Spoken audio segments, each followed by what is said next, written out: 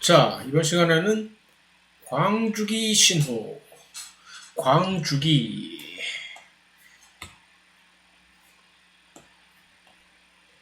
photo periodism이라고 이렇게 발음합니다. photoperiodism, 광주기라고 빛이 변하는 건데 계절에 따라서 변하는 것을 얘기하는 거죠. 물론 계절뿐만이 아니라 그 다음에 밤낮도 이것이 사실 주기가 바뀌는 것이죠. 무엇이 바뀌냐 하면은 빛이 물론 계절에 따라서 밤낮의 길이가 달라진다는 얘기, 포토피리디즘의 일종이지만 또한 밤과 낮이 확실히 이제 변할 때 빛의 파장이 변하는 거죠. 빛이 있으면 적색광이 있으면서 적색광보다 훨씬 더 적색으로 있는 것을 이제 적외선이라고 해서 far red라고 근적외선이라고 얘기를 인프라레드가 적외선인데 그 인프라레드 적외선에 훨씬 더 근접해 있는 근적외선 그러니까 적색광과 근적외선 간의 비율이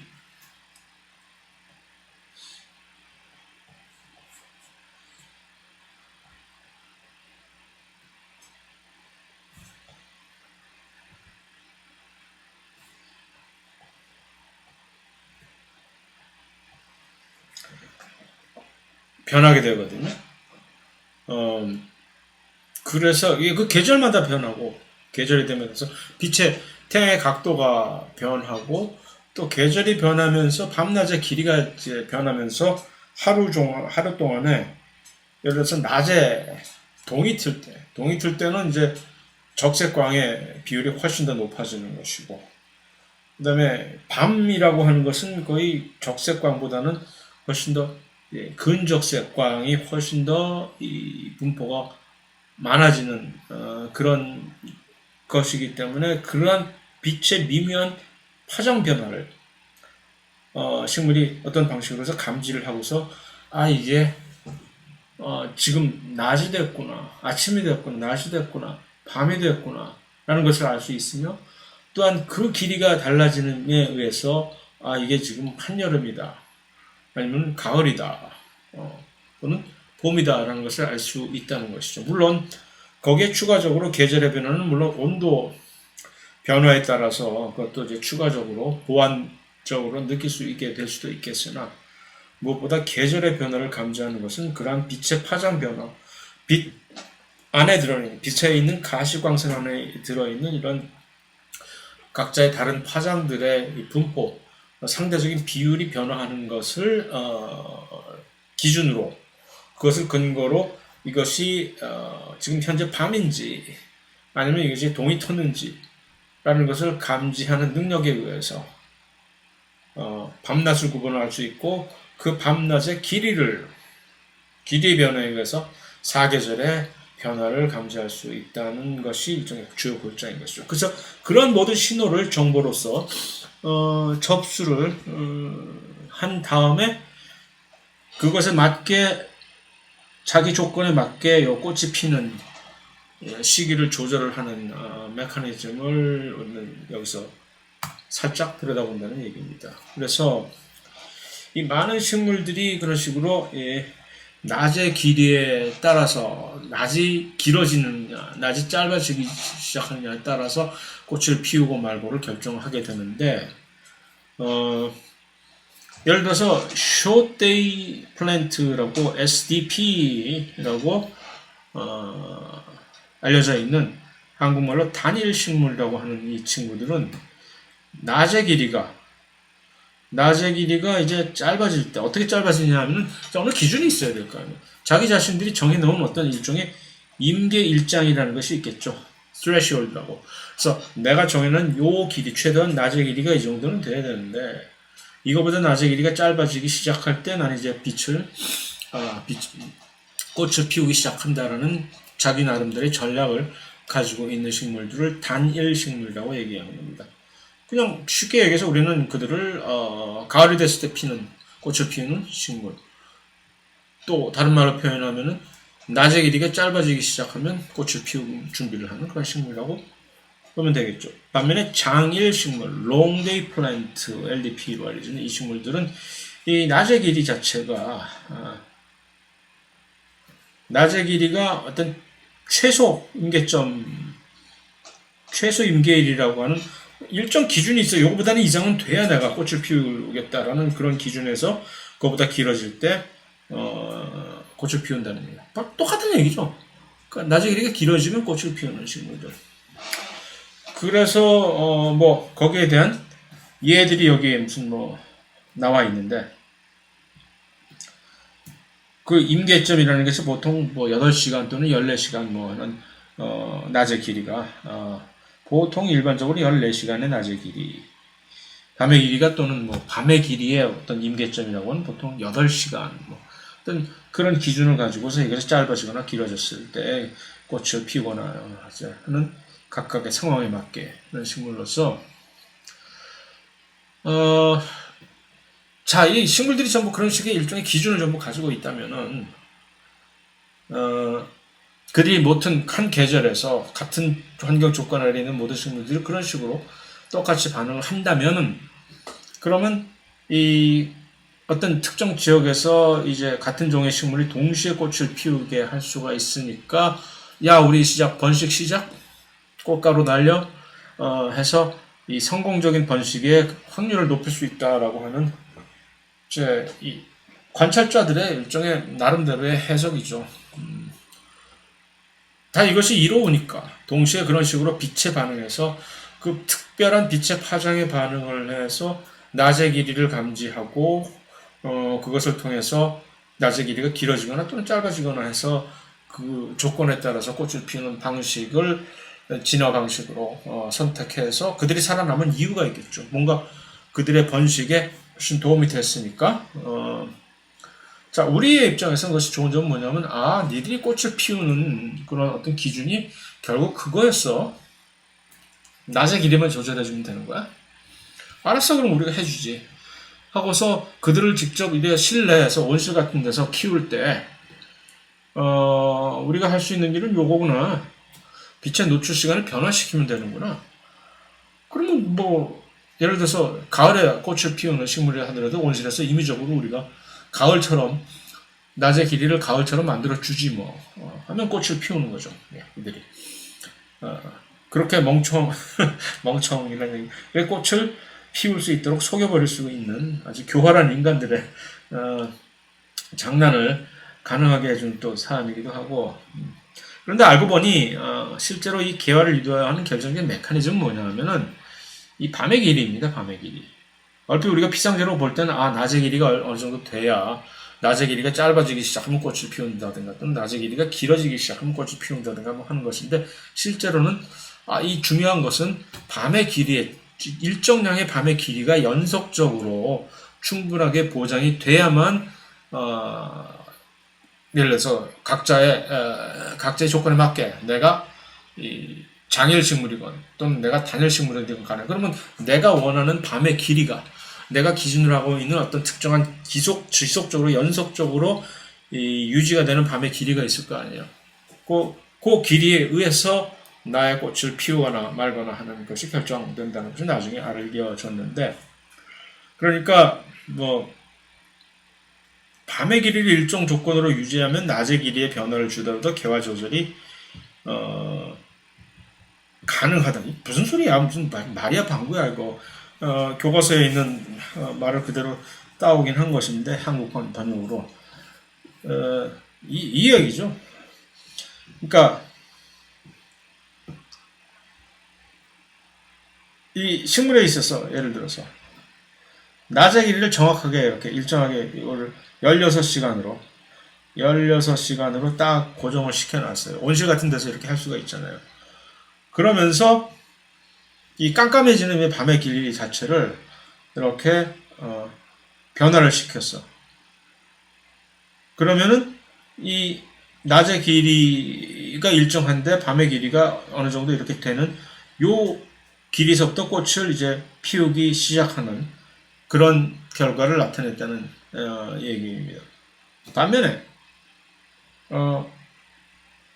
밤의 길이를 예를 들어서 10시간 또는 8시간으로 이제 활동이 둘 중에 하나로 이렇게 확실하게 해놓고 그 다음에 낮의 길이 자체를 이렇게 빛을 쬐주는 시간을 얘기하는 거죠. 이걸 변화시켰을 때는 이들이 아무리 이런 식으로 변화하더라도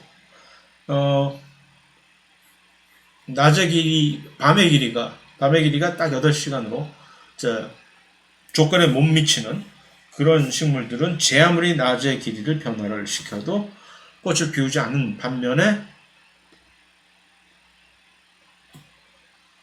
밤의 길이가 일정한 조건으로 이렇게 보장이 되면 낮의 길이는 상관이 없이 꽃을 피우더라라는 그런 실험 결과라서 이게 밤의 길이가 중요하구나 라는 것을 확인을 할 수가 있었다는 이해가 되는 것이죠.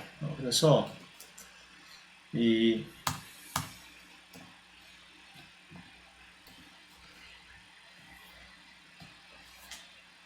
또 한 가지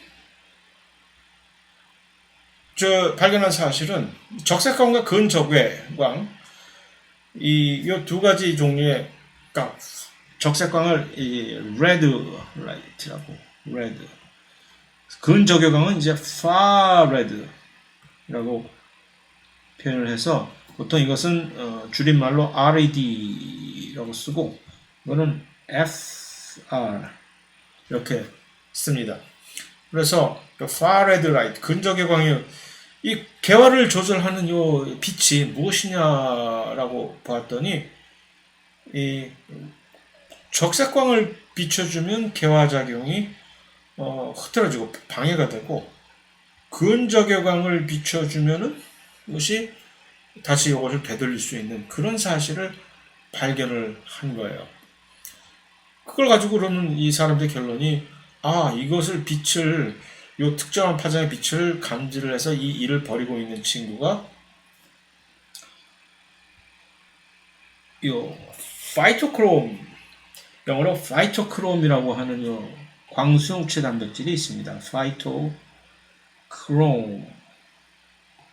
이걸 어쩌다 한국어를 피토크롬이라고 불리게 됐는데 왜냐하면 파이토크롬이 바로 이 적색광과 근적외광을 서로 이제 흡수를 해가지고서 이제 자기 자신이 활성화가 되는 그런 단백질이거든요. 그러니까 결국은 적색광과 근적외광에 의해서 이것이 왔다 갔다 한다는 얘기는 이것을 조절하는 당사자가 파이토크롬이라고 하는 식물체 내에 존재하는 이 광수용체라는 것을 결론을 지을 수가 있다라는 얘기입니다.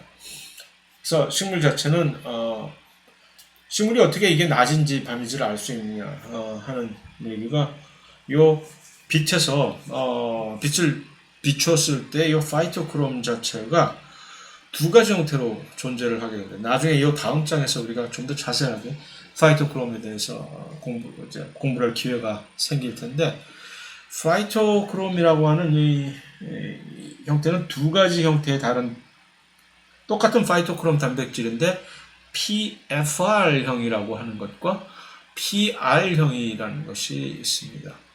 그래서 PFR형이라고 하는 것은 이것이 활성화된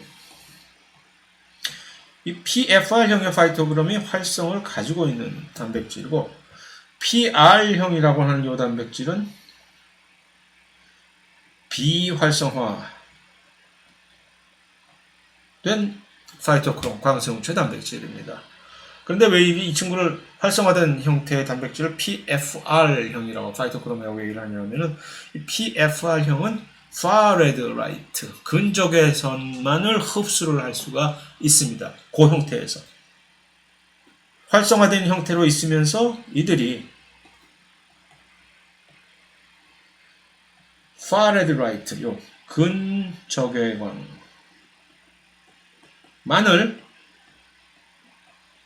흡수합니다. 근데 그 결론으로 근적외광만을 흡수를 해서 비활성화된 비활성화된 요 PR 형태로 변화를 하게 됩니다. 반면에 이 PR형은 현재 비활성화되어 있는 형태라고 얘기했잖아요. 그 비활성화되어 있는 PR형은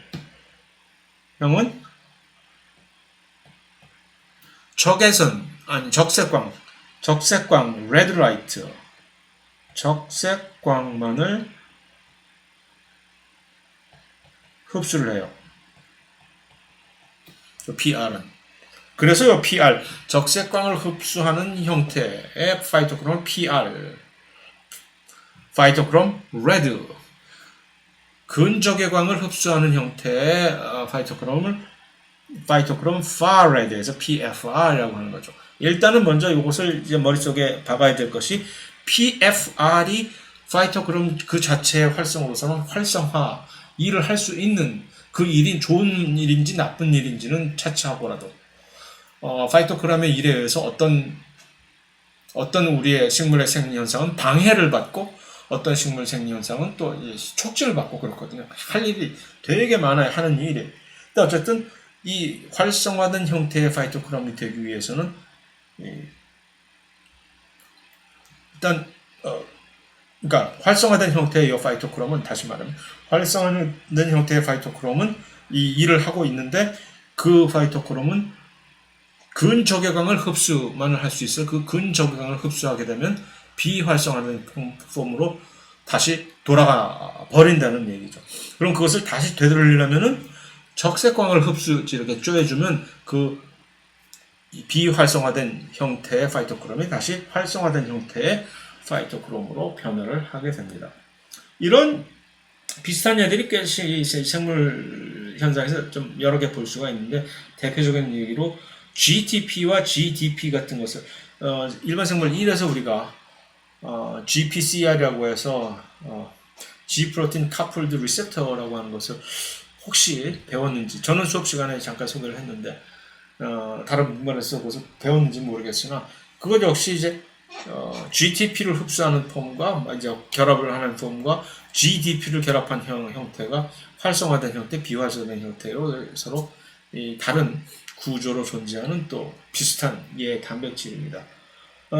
그래서 어쨌든 이 특이한 점은 이 파이토크롬이라고 하는 단백질은 빛의 파장을 흡수해서 그 구조가 변해서 어떤 경우에는 활성화된 형태로 존재하고, 그러니까 PFR의 경우는 사실은 PR이라고 하는 이 비활성화된 폼이 적색광을 흡수한 다음에 활성화된 형태의 PFR 형태로 변한다는 얘기죠. 그러다 그것을 다시 비활성화된 형태로 보내버리는 것은 근적외광이 그것을 보내버리는 거죠, 사실. 그죠? 그런 식으로 이렇게 왔다 갔다 회전을 하게 되는데, 자, 이게 이렇게 파이토크롬 자체가 이렇게 왔다 갔다 적색광과 근적외광 자체를 둘 중에 선별적으로 흡수를 할 수 있는 두 가지 형태로 존재한다는 얘기는 아주 중요성이 뭐냐면, 그럼으로써 밤낮이 사실 구분을 할 수 있는 하나의 센서로 작용할 수가 있는 거죠. 왜냐면 낮에는 이 빛의 파장 전체에서 비율이 적색광의 비율이 낮에는 훨씬 더 높거든요. 그렇다는 얘기는 낮에 이 파이토크롬은 어떤 형태로 주로 존재할까요? 적색광이 많으니까 이 파이토크롬들이 적색광 분자를 전부 다 흡수를 해서 낮에는 이제 거의 모든 파이토크롬들이 이제 계속 적색광을 흡수해서 요 활성을 가지고 있는 PFR 형태로 다 변환이 됐을 거 아닙니까? 훨씬 그 적색광이 많은 분포를 차지하니까. 그러니까 낮에 끝날 해질 무렵이 되면은, 이제 웬만한 파이토크롬들은 전부 다 이렇게 활성화된 형태의 PFR로 거의 다 변환이 되어 있는 그런 상태라는 얘기죠. 그러고서 문 닫아. 이제 문 닫았어. 밤이 되면, 이제 해가 딱 지고서 밤이 되면, 이 활성화된 형태로 있던 파이토크롬들이 전부 저절로 되거나 아니면은 또 거기다가 이 근적외광을 쬐어주면은 훨씬 더 비활성화된 PR 형태로 다시 돌아가는 것이 훨씬 더 촉진이 되는데, 그래서 밤이 되면은 저절로 다시 돌아가는 거죠. 비활성화된 PR형으로 이렇게 돌아가게 되기 때문에 밤 동안에 요 PFR이 PR로 점진적으로 전환이 돼서 밤이 길면 길어질수록 아침에 동이틀 무렵이 되면은 요 PR이 훨씬 더 많은 비활성화된 형태의 파이토크롬이 존재를 하게 된다는 것이죠. 그러면 이것을 이용을 해서 각각의 식물은 나름대로의 어떤 자기 나름대로의 전략을, 예를 들어서 단일 식물일 경우에는 밤이 딱 끝났어. 그랬을 때 요 파이토크롬에, 그러니까 파이토크롬이 이 활성화된 이 단일 식물이라는 얘기는 밤이 길다는 얘기예요. 그럼 밤이 훨씬 길면 길수록 비활성화된 형태의, 그러니까 밤이 끝날 무렵에 PR에 대한 PFR 비율이 훨씬 더 낮아지게 되는 것이죠. 그랬을 때 이거 개화를 하는 것이고, 장일 식물은 그 반대로 밤이 끝날 무렵에 이 비율이, PR에 대한 PFR 비율이 조금 더 장일 식물이라는 건 밤이 짧다는 얘기니까 훨씬 더 비활성화된 형태로 변환되는 PR 형태가 더 적어질 거 아니에요. 그러니까 PFR 비율이 훨씬 더 그러니까 요 비율이, PR에 대한 PFR 비율이 그러니까 높아졌을 때 이 개화가 되는 것이 장일 식물이라는 얘기죠. 그 밑에 세부적인 왜 이것이 단일 식물, 장일 식물이 요 PFR 활성화가 되는 형태의 PFR 비율이 꽃을 피우게 되는 그 비율이 달라지느냐 하는 것은 각자의, 쉽게 얘기해서, 간단하게 얘기해서 각자의 기호라고 써버리면 되는 거죠. 그래서 나는 어느 정도의, 예를 들어서 내가 있던 개화에 필요되는 어떤 일을 벌이는데 필요한 그 활성화된 형태의 PFR 형태의 파이토크롬 양이 나는 한 요 정도면 된다. 반면에 나는 아니야, 이 정도보다는 좀 더 훨씬 더 많아야 돼. PFR의 form이. 그것이 이제 내가 전자는 단일 식물이고 후자는 장일 식물이 되는 하나의 큰 차이라고 쉽게 그냥 비교하면 될 듯 하네요. 그래서 일단 파이토크롬에 의해서 일단 그런 식으로 내가 꽃을 피울 때가 됐다 안 됐다를 계절적으로 확인을 하게 되면, 그럼 이제 그 파이토크롬에 의해서 누군가가 그 파이토크롬의 직간접적인 그런 신호 전달에 의해서 누군가가 이제 실제로 이제 신호를 시작을 해야 되는 거죠. 그 신호라는 것이 결국 예를 들어서 지난 시간에 봤던 일종의 플로럴 메리스템 아이덴티티, 꽃 분열 조직 결정 유전자 말이에요. 플로럴 메리스템 아이덴티티 유전자들이 있잖아요. 두 개. 리피, 그 다음에 에피탈라 두 개가 있었잖아요. 그 두 개의 활성을 팍 일깨우는 어떤 이벤트가 시작이 돼야 될 거 아니에요. 그 신호물질, 전설적인 신호물질이 있어요. 그러니까요. 이 플로럴 메리스템 아이덴티티 진이라고 하는 리피나 에피탈라 같은 것들이 발견되기 훨씬 이전부터 식물의 생리학자들은 무언가가 있다. 꽃을 이렇게 피우게 되는 어떤 일종의 이 플로리겐이라고 하는 것을 처음에 옛날의 식물학자들은 호르몬이라고 생각했었어요.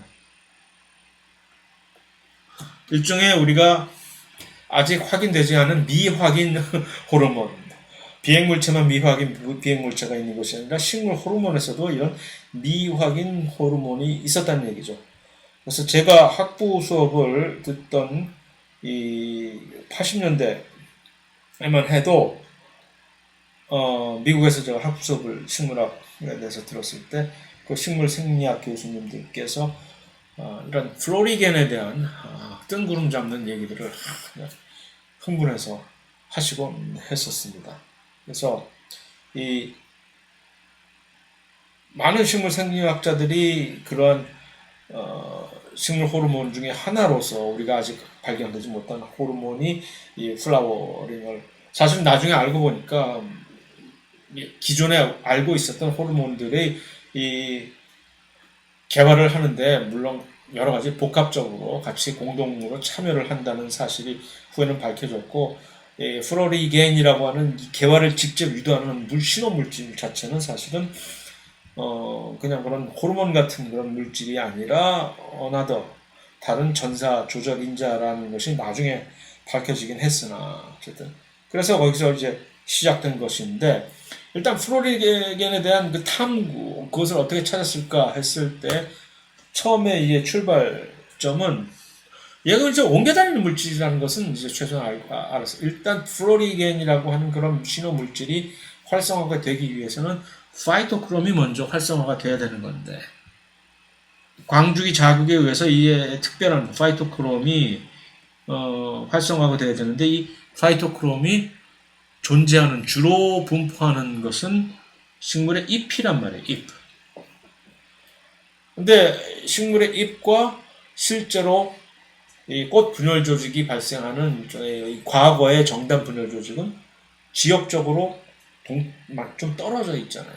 그 얘기는 파이토크롬은 잎에서 빛을 감지를 하는데 그래서 여기서 무언가가 옮겨가 가지고서 지금 정단 분열 조직으로 올라가서 꽃을 피우는 일을 시작을 하는 것인데 그럼 이 플로리겐은 잎에서 만들어져 가지고서 요 위로 정단 분열 조직으로 이동을 할 수 있는 그런 물질일까?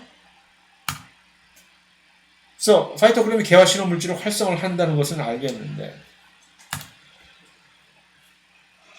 그래서 이 논리의 전개가 이렇게 되는 거죠.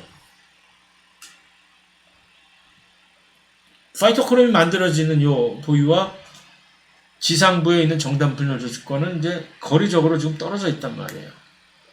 그러니까 이 파이토크롬, 호르몬이 됐든, 그래서 사람들이 이제 처음에 파이토크롬이 호르몬을 갖는 호르몬은 보통 이런 화학물질이니까. 이 확산 가능한 어떤 화학물질이어야만 한다라고 굳게 믿었어요. 자, 거기에다가 이제 그것을 힘을 실어주는 또 하나의 발견은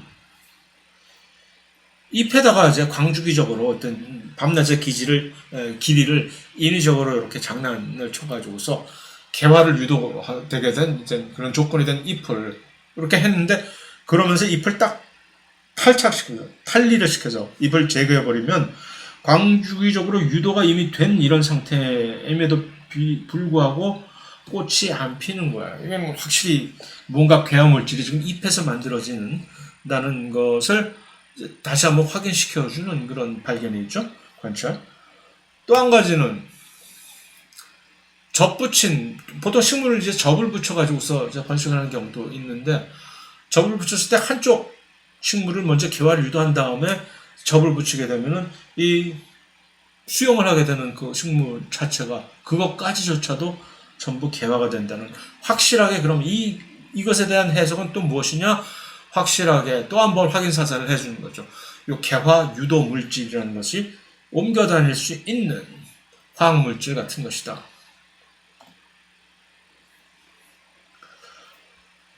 다른 종 식물에까지 개화 유도된 식물 잎을 다른 종 식물에까지 접붙이면 접목받은 식물은 개화를 확실한 얘기지 그러니까 뭔가 이 물질이 지금 막 종간의 벽을 넘어서 가서 개화를 시키는 거냐. 그래서 이제 이름 자체를 독일 생리학자들이 이것을 만들어서 플로리겐인데 사실은 영어권 학자들은 이거 플로리전 이렇게 발음을 하고 있는데 개화 신호 분자라는 얘기죠 역시. 그런데 말입니다. 나중에 알고 보니 그 개화 신호 물질로 그렇게 알고 있었던 플로리전이라고 하는 이 물질이 다름이 아닌 일종의 전사인자 중에 하나였다는 얘기죠. 여기서 그 정체가 뭐냐면 CO라고 지금 여기 나와 있는 컨스턴스 단백질이라고 하는 이 CO라고 하는 이것이 사실은 이 자체가 얘가 바로 플로리겐이었다고 하는 것이 확인이 된 것이죠. 근데 얘가 어떻게 해서 플로리겐 역할을 이제 시뮬레이션을 하느냐. 나중에 이 복잡한 얘기를 다 우리가 여기서 펼쳐 버리면은 재미는 있으나 너무 복잡해가지고서 여러분들이 흥미를 금방 잃어버릴 것 같으니까 아주 간단하게 이렇게 정리를 한 것이죠. 그래서 자 여기 잎이 있잖아요. 잎에서 뭔가가 이렇게 활성화가 돼가지고서 그 어떤 물질이 어떻게 보면 플로리겐 자체가 CO라기보다는 요 FT라고 하는 요게 잘못된 거죠. 플로리겐을 활성화시키는 쏘리. 그래서 CO라고 하는 요 단백질이 요건 FT라고 하는 이름이 Flowering Locus T라고 해서 FT라고 하는데 얘가 바로 플로리겐이었다라는 것이 밝혀진 거죠. 왜냐하면 이 단백질이 요 전사인자인데 이거 역시 이게 옮겨갈 수 있는 이 그림에서 보면 이 FT가 이렇게 옮겨가잖아요. 정단 분열층으로. 그래서 옮겨간 이 정단 분열층이 옮겨간 정단 분열 조직으로 옮겨간 이 FT라고 하는 단백질은 우여곡절을 간단한 우여곡절 끝에 에이피탈라 1 등의 메리스템 아이덴티티 유전자의 발현을 활성화시켜버리는 거죠. 촉진을 시켜버리는 역할을 하니까 이게 바로 플로리겐 맞지 하는 거죠. 좀 더 자세하게 풀어보면 무슨 얘기냐면 요 FT가 옮겨갈 수 있게 이제 촉발을 시켜주는 것은 이 FT라는 단백질이 만들어져야 되는 거 아니에요. 이 FT라는 단백질은 어떻게 만들어지냐 하면은 요 파이토크롬 같은 것들이 이들을 이렇게 활성화시키면 원래 여기에 이렇게 준비를 하고 있던 CO라고 하는 그 단백질이 이 구조적으로 활성화가 되어 가지고서 이제 전사를 누구의 전사? FT 단백질을 만들어내는 유전자의 전사를 촉진시켜 버립니다. 그래서 다시 각설하면 파이토크롬이 CO라고 하는 요 전사 조절 인자의 활성화를 통해서 FT 단백질을 발현을 촉진시킨다. 그럼 이 FT 단백질은 플로리겐의 역할을 하는 단백질로서 원래 이 줄기에 잎에 있는 잎과 이런 줄기 같은 것을 움직일 수 있는 요 플로엠에 있는 동반세포 있잖아요. 컴패니언세 동반세포에서 이들이 이렇게 딱 만들어지면 요 플로엠을 따라서 이동을 할 수가 있다는 얘기죠. 그럼 플로엠을 따라서 잎에서 위로 정단 분열 조직으로 이동을 한 FT 단백질은 전사인자로서 가가지고 이제 지난 시간에 봤던 ABC 모델에서 이 두 개의 전사인자가 서로 짝짓기를 해가지고서 전사 조절하는 패러다임 보셨죠?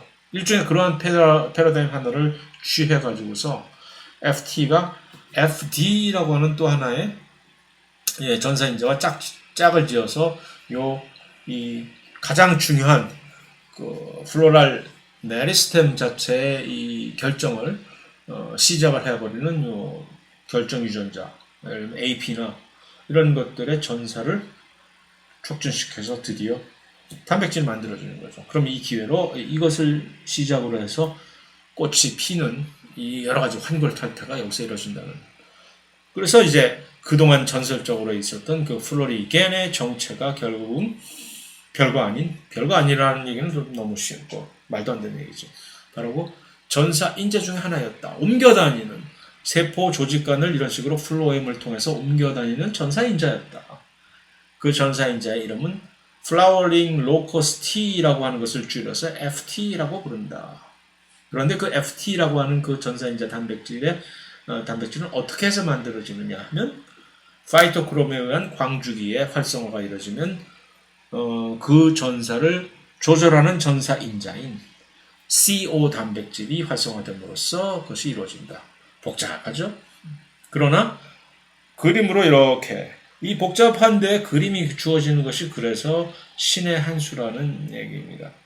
여러분들이 그것을 설명하려고 할 때는 그림을 다시 한번 자세히 들여다보면서 그림에 어떠한 레이블들이 붙여져 있는지를 차근차근 여러분 나름대로의 페이스를 가지고 설명을 하려고 이렇게 이 스토리를 짜맞추려고 하다 보면은 저절로 알아지게 되는 경우가 많습니다. 그런 식으로 접근하시는 것이 좋습니다. 그래서 FT 얘기를 했고 이제 FT와 CO 컨스턴스 유전자의 관계가 여기서 설명이 된 것이고 이들은 어디에서 만들어지느냐? 체관부의 동반세포 거기서 잎의 분포에 있는 거기서 만들어지는 것이죠. 그러니까 파이토크롬에 의한 이제 조절을 여기서 그 민감하게 이것을 접수를 할 수 있는 위치에 있다는 거죠.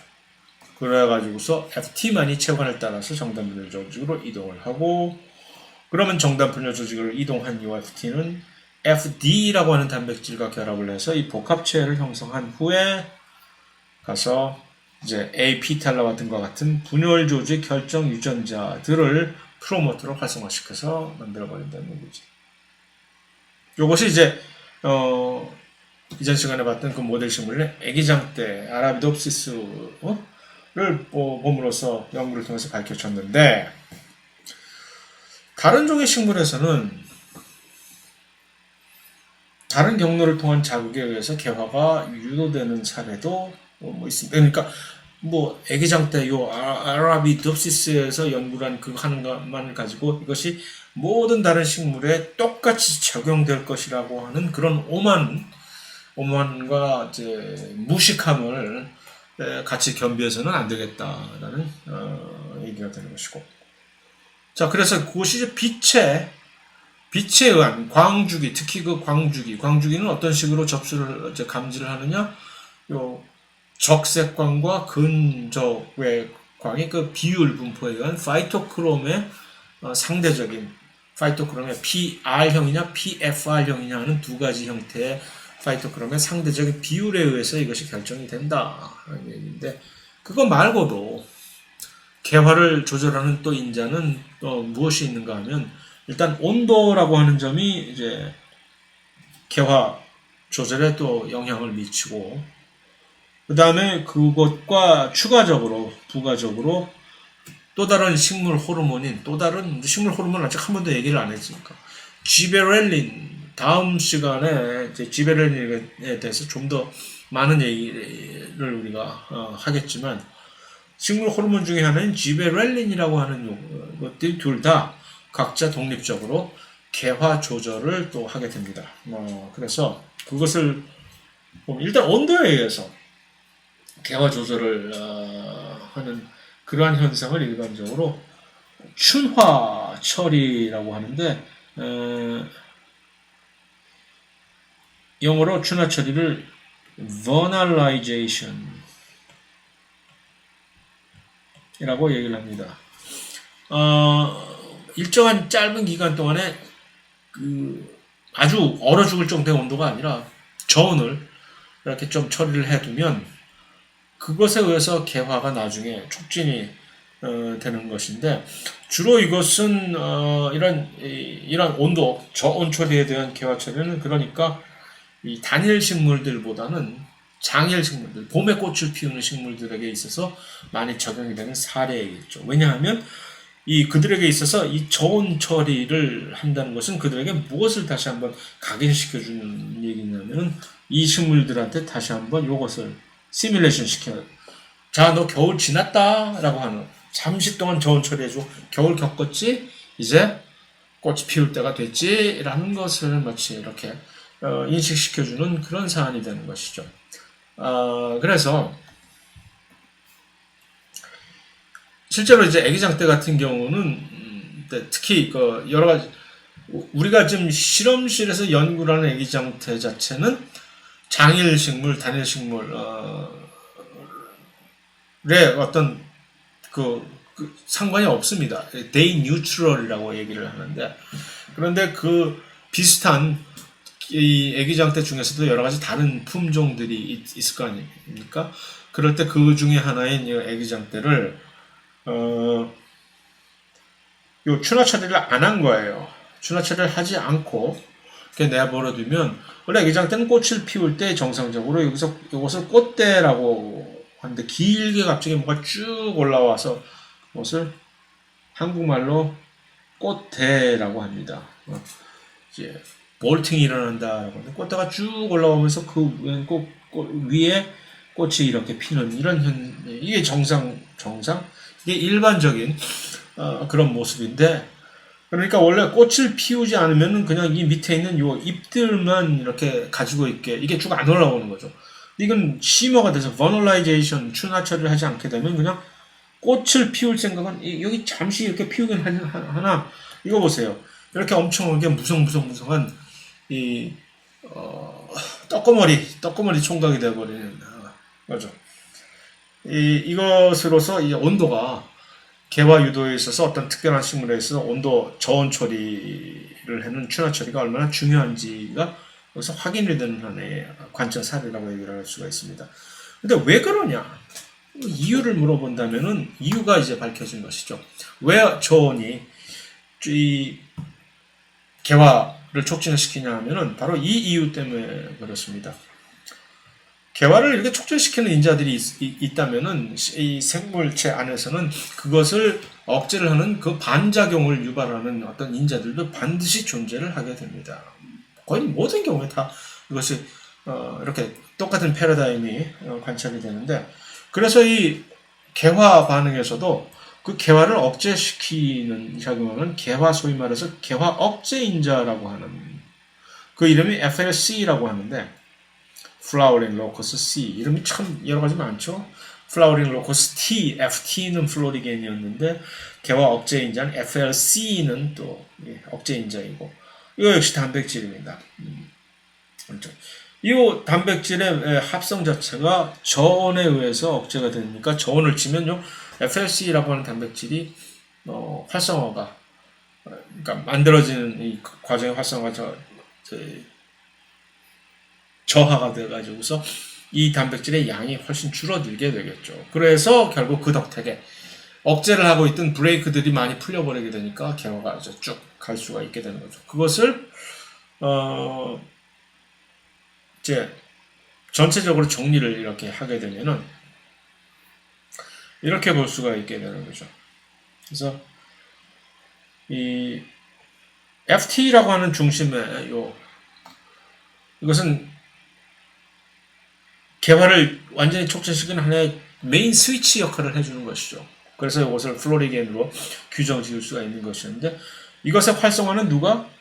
광주기, 특정 광주기에 의해서 파이토크롬의 어떤 특정한 비율이 형성을 됨으로써 FT를 활성화를 시키게 되는데, 그것과는 이제 또한 독립적으로 추가적으로 이제 온도가 조금 높아져, 이게 봄이 된다는가 하는 이런 것들이 이제 중요한 그런 하나의 인자로 작용을 이런 식으로 하게 되는 것이죠. 그래서 이 기온 상승 역시 FT를 독립적으로 또 FT 단백질의 활성화를 가져오게 되는, 그래서 광주기와 약간의 마일드한 온도 상승이 둘 다 플로리겐의 역할을 촉진시키는 그런 작용을 하게 됩니다. 그럼 그 결과로 실제적으로 일을 벌이는, 개화를 하기 위해서는 바로 이 아이덴티티 결정 유전자, 메리스템 아이덴티티 결정 유전자인 대표적인 두 개, 에피탈라, 리피 두 개의 유전자가 활성화가 되겠죠. 그럼 그 결과로 개화가 일어나게 되는 거죠. 그런데 그것을 이것과는 또 동떨어지게 억제를 하고 있는 친구가 바로 이 FLC라고 하는 개화 억제 유전자라는 것이죠. 마치 이 FT, 플로리겐은 엑셀러레이터 역할을 하고 있는데, 자동차에 아무리 엑셀러레이터를 밟아도 사이드 브레이크가 여기 채워져 있으면 차가 안 나가겠죠. 그런 역할을 하는 거죠. 근데 이 FLC라고 하는 것은 어떤 식물의 어떤 특정 부위에서만 만들어져 가지고서 그것이 이제 예를 들어서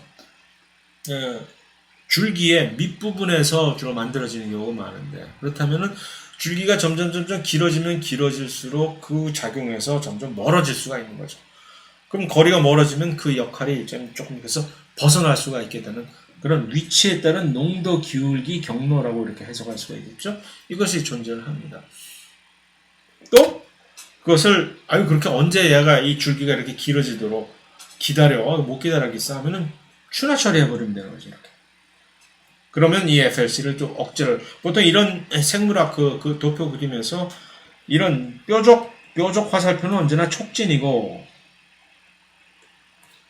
이런 넙더디 화살표는 언제나 억제이고 하는 이러한 컨벤션으로 우리는 이것을 사용하고 있기 때문에, 그래서 이런 관계가 설정이 되는 것이죠.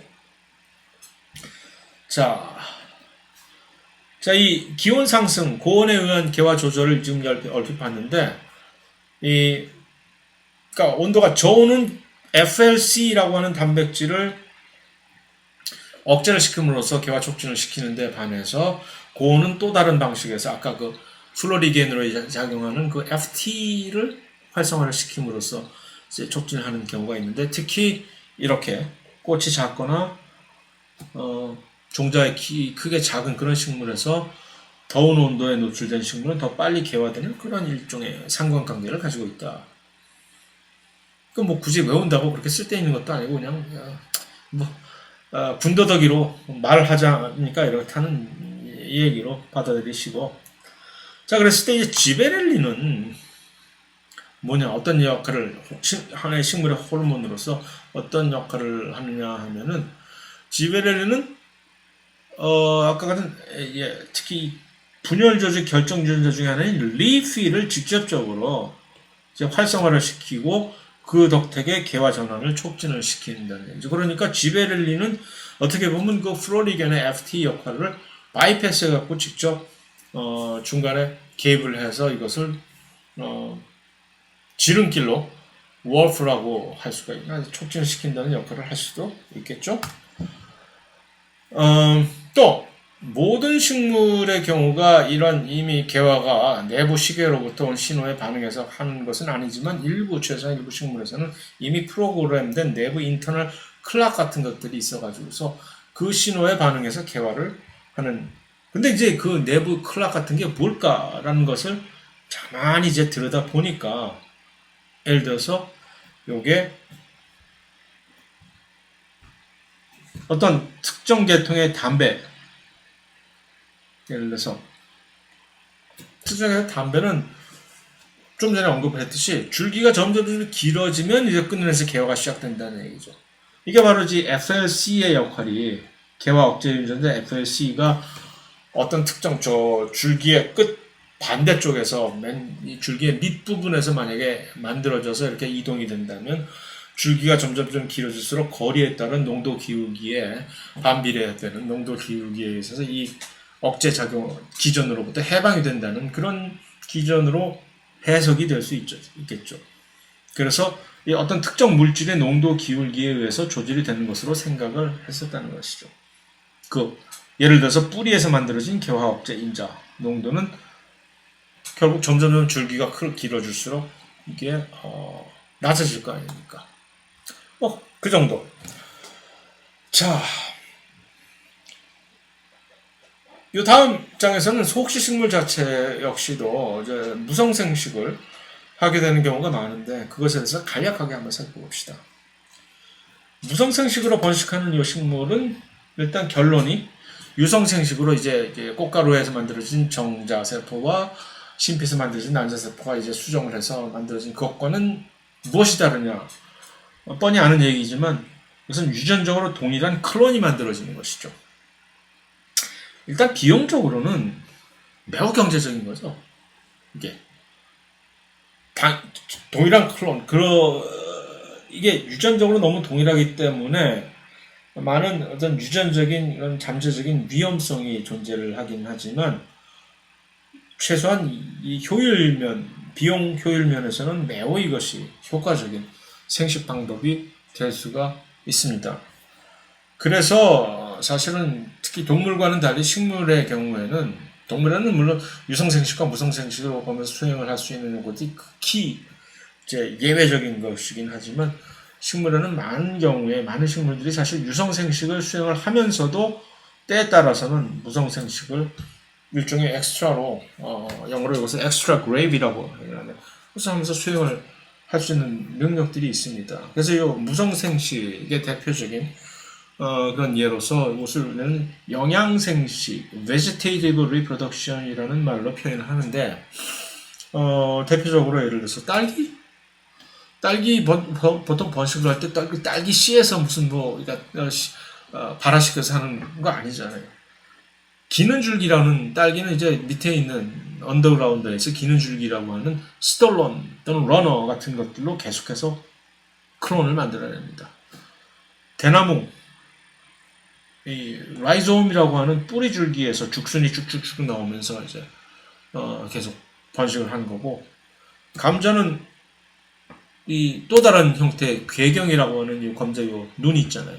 거기서 번식을 하는 것이고, 마늘 역시 마찬가지. 뭐 그러니까 하나하나를 지금 외운다기보다 이런 식으로 저들은 그런 방식의 무성생식 방식을 택하는구나 정도로 알면 되는데, 그 중에서 좀 특이적인 것은 칼랑코에라고 하는 이 식물은 잎에서 새로운 베이비 식물들이 잎 가장자리에서 다닥닥 자라나는 아주 희한한 형태, 이런 형태의 또 번식 형태를 보이게 되는 것이 이렇게. 이들이 전부 다 무성생식인데, 무성생식이 일단은 일반적으로 우리가 흔히 생각할 때는 효율은 없지만 환경이 막 변하게 되는 그런 다양한 환경이 변하는 조건에서는 완전히 이제 쪽박, 폭망 아니면 대박, 이 둘 중에 하나로서 아주 너무 과격한 운명이 결정이 되기 때문에 그것이 좋지 않다. 환경이 변하는 조건에서도 유성생식을 통한 다양한 유전 형태를 가진 자손들은 그 중에 최소한 하나는 사람을 남을 수 있을 확률이 더 높아진다라는 식으로 일반적으로 우리가 인식을 하고 있잖아요. 그런데 이제 그것과는 대조적으로 실제적으로 어떤 식물들이 훨씬 더 무성생식에 훨씬 더 안주를 하느냐라는 것을 관찰을 해봤더니, 환경이 좋지 않은 조건, 그러니까 환경이 좋지 않은 조건에서는 어떻게 보면 오히려 이 유성생식을 수행을 해야 될 것 같은데, 사실은 효모 같은 경우가 그런 예거든요. 무성생식으로 가다가 환경이 나빠지면은 효모들은 다시 감수분열을 해가지고서 유성생식을 할 준비를 합니다. 왜냐하면 이 좋지 않은 환경 조건에서 뭔가 이제 생존의 문제가 뭔가 이제 발등에 불이 떨어졌다는 것을 나름대로 느끼는 모양이죠. 근데 예를 들어서, 식물의 경우는 예를 들어서 사막처럼 환경이 아주 좋지 않은 조건, 그래서 식물들에서 흔히 많이 발견이 되는데, 사실은 좀 더 깊이 생각해 보면 이것이 이해가 가는 것이, 이런 극한 환경 속에서 지금 무슨 복잡하게 유성생식을 통해 가지고서 생식을 하려고 그런 식으로 이제 막 시도를 했던 그런 식물들은 이미 다 멸종이 됐다는 얘기죠. 심플하게, 이런 데서는 심플하게 단순하게 이제 대응하는 것이 최고야라는 스트래티지를 택한 식물들만이 거기서 살아남았다는 것이죠. 특히 환경이 좋지 않지만 그럼에도 불구하고 이제 장기간에 걸친 이런 안정적인 환경 같은 이런 데서는 이게 훨씬 더 유리해진다는 얘기입니다. 자, 무성생식과 약간 결이 다른 무수정생식이라는 어포믹시스라는 이런 것이 있습니다.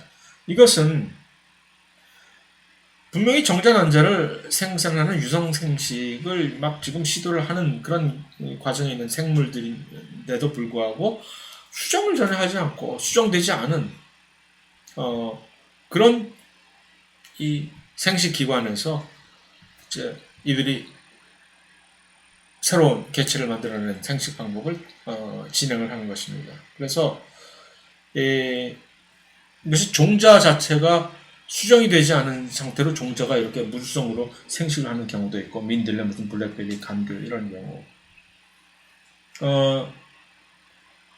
그런데 이제 그것이 어떻게 가능하냐? 미씨 안에 있는 세포 자체가 감수분열이 일어나지 않고 그냥 이배치는 아니 되는 거죠. 그래가지고서 여기서 내가 그냥 스스로 혼자 할게. 나 수정 필요 없어. 이게 동물의 경우는 이런 비슷한 것이 파세노제네시스라고 해서 특별한 경우에 특별 환경 조건에서 일부 동물들이, 특히 파충류에서 그것이 많은데, 그냥 저기 혼자서 암컷 혼자서 알아서 지가 알 만들어가지고서 생식해버리는 그런 경우, 수컷의 존재를 완전히 초라하게 만들어버리는, 모든 동물들이 사실 원래 원초적으로 그것이 가능하다면 지구상에서 사람의 경우 남자가 이제 더 이상 살 길이 존재할 이유가 없겠다는 얘기죠. 괜히 골치만 남자는 항상 골칫거리이고. 자, 그런 경우가 한 가지 있고, 또 다른 경우는 이제 주피라고 하는 바깥쪽에 있잖아요. 이 심피 바깥을 이제 싸고 있는 주피에 있는 이배체 세포가 배낭을 형성하고 여기서 배종제가 되는 그런 경우도 있고, 그것이 둘 중에 어떤 것이 됐든지 간에 이 무수정생식은 어쩌면 농업적으로 잠재적으로서는 매우 중요한 활용 방식이 될 수가 있는 것이 요 잡종 강세라고 하는 특별한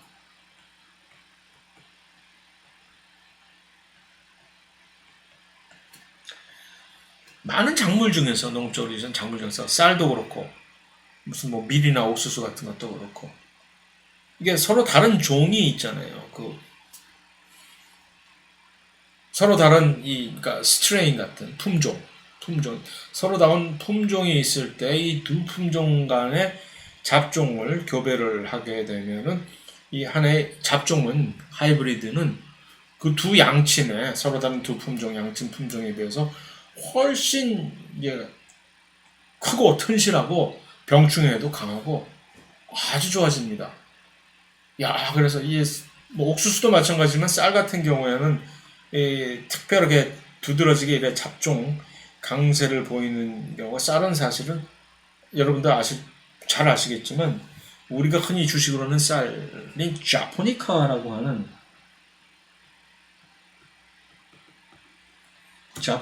하는 품종입니다. 똥똥하고 쌀이 이렇게 약간 찰지잖아요.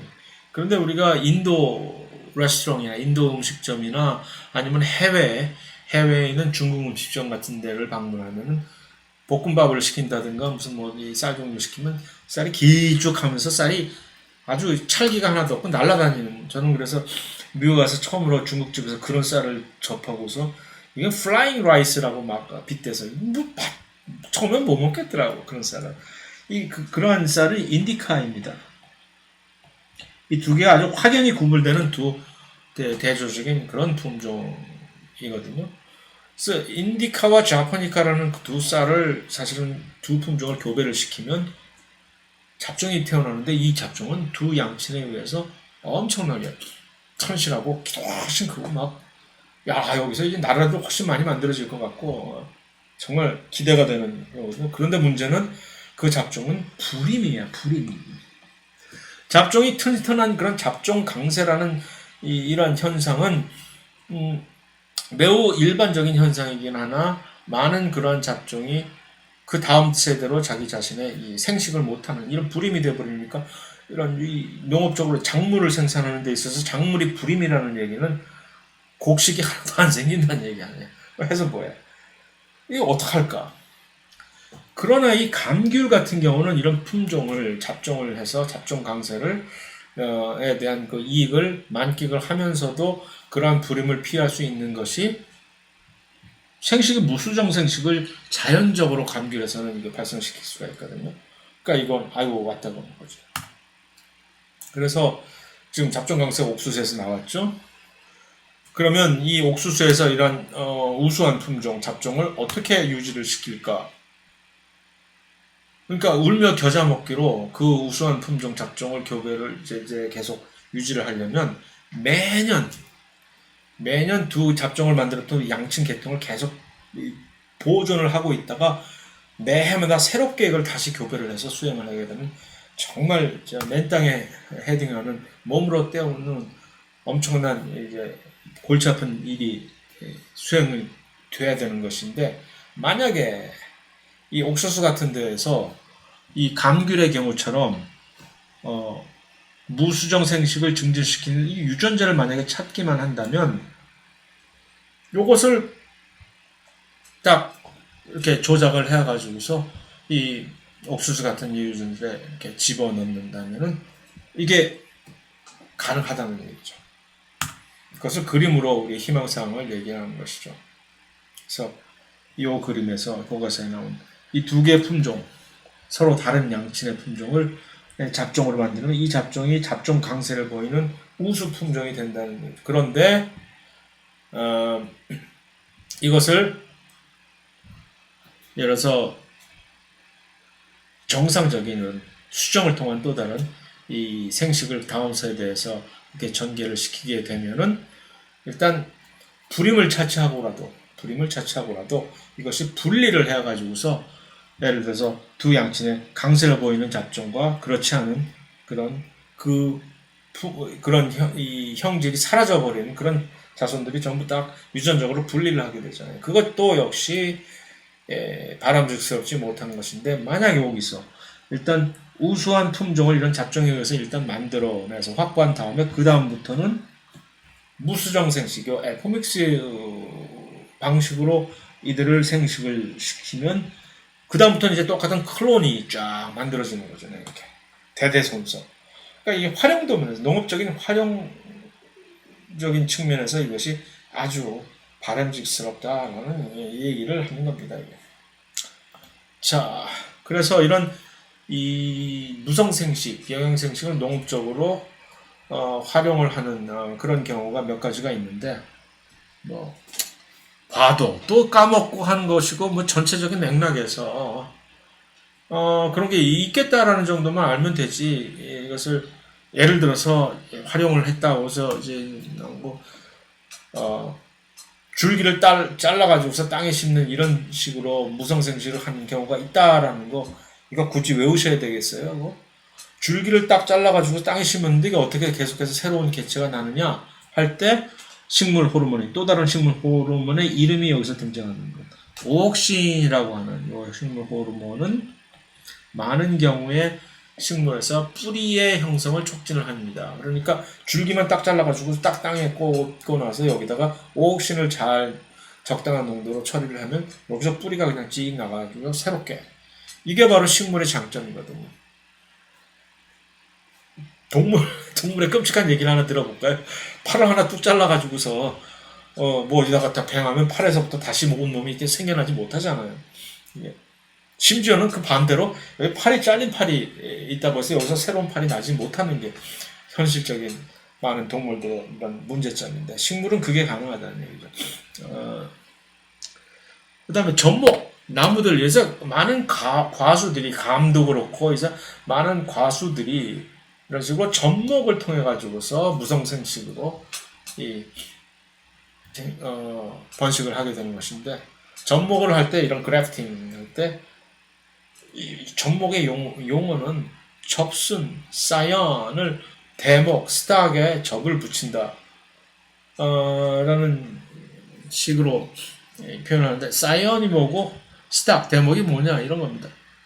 접을 붙일 때 위에 이렇게 딱 붙이는 요 부분을 사연, 이게 자손이 되는 거니까, 대목은 밑에 뿌리를 가지고 있는 근본 프레임이 되는 것이고, 이런 식으로 접목을 한다는 점. 그랬을 때 접을 붙일 때 이들이 목본 식물이 접목을 한 다음에 이렇게 같이 딱 자라게 되는 이 기작이 뭐냐면은, 이 베스큘라 캠비움이 있잖아요. 이 베스큘라 캠비움이 일종의 줄기세포잖아. 일종의 2차 생장을 관장을 시키는 이 메리스템 형성층이었잖아요. 그래서 베스큘라 캠비움 쪽 관다발 형성층 둘을 잘 연결시키면 같이 자랄 수가 있게 된다는 얘기입니다. 그래서 이런 접목으로서 서로 두 다른 품종 간의 바람직스러운 두 형질을 같이 한 식물체 내에서 가질 수 있게끔 해주는 그런 효과를 잠재적으로 얻을 수 있어서, 실질적으로 많은 과수, 포도를 포함한 대부분의 과수목들이 이런 방식으로 사실 번식을 시키지, 거기서 씨를 받아가지고 다시 뭐 한다든가 무슨 변화, 밀 같은 것이 아니다라는 얘기입니다. 또 이 식물 배양을 해가지고서, 조직 배양이죠 일종의. 근데 이제 분열 조직 자체를 배양을 해가지고서 실험실에서, 그러니까 예를 들어서 줄기 같은 것을 정단 분열 조직을 살짝 떼내가지고서 실험실을 배양하면 여기서 제대로 된 시들링이라고 얘기하는 실제 완전한 식물체가 만들어진 다음에, 그럼 이제 됐어? 그럼 거기서부터 그 식물을 실제 경작지로 이식을 하는 그런 경우도 있습니다. 이게 좀 불편한 방식이긴 하지만 어떤 경우에 이것이 또 필요한 방식이 될까요? 예를 들어서 오염이 전혀 되지 말아야 되는, 예를 들어 바이러스 같은 것에 민감한 어떤 식물, 예를 들어서 딸기, 감자 같은 것이 바이러스 감염이 전혀 되지 않은 무균 상태에서 실험실에서 이런 식으로 조직 배양으로 이렇게 일단 유식물을 만든 다음에 옮기는 그런 경우. 그다음 묘목 같은 것을 생산을 할 때 중구난방으로 이렇게 막 들쭉날쭉 자라는 이 페이스가 달라지는 그런 묘목이 아니라 조직 배양을 통해서 균일한 상태로 일단 이 성장 상태가 균일하게 갖춰진 그런 묘목들을 동시에 실제 경작지 또는 뭐 실제 임야로 옮겨서 다시 이식해서 생산하는 그런 경우가 아주 바람직한 그런 경우가 되겠죠. 그래서 여기까지 하면 이 식물의 생식에 관해서 전반적인 교과서에 있는 내용을 완전히 커버를 했다고 생각이 되는데, 교과서에 나오는 이 첫 번째 그림이 포인세치아, 크리스마스 때 이렇게 우리가 크리스마스 식물로 잘 알려져 있는 포인세치아는 사실은 이 오른쪽의 그림에서 보는 것처럼 원래 야생 포인세치아는 이런 식으로, 원래 이 야생 포인세치아는 멕시코 같은 데서 자생을 했었다고 알려져 있는데, 이것들을 일종의 이제 어느 누군가가 처음으로 발견을 해서 각고의 노력 끝에 요즘 이렇게 재배한 형태의 많은 것이 이제 변형이 된 형태의 상업적인 활용이 가능해진 포인세치아로 변하게 됐다라는 것을 이제 상징을 이제 식물의 생식에 관한 어떤 공부를 상징적으로 대변하는 그림으로서 여기 나온 것입니다. 그래서 바로 이 가문 누구냐? 폴 에크라고 하는 요 분이 그 대부 포인세치아 재배에, 그래서 이제 이 원예를 통한 포인세치아의 다양한 이런 품종 개발에 좀 대부격으로 알려져 있다고 합니다. 자, 그래서 여기까지 생식을 마치고 바로 그 다음 장으로 호르몬 등에 의한 식물의 신호 전달로 의한 다양한 식물의 생리 조절을 다음 시간에 이제 계속해서 살펴보도록 하겠습니다.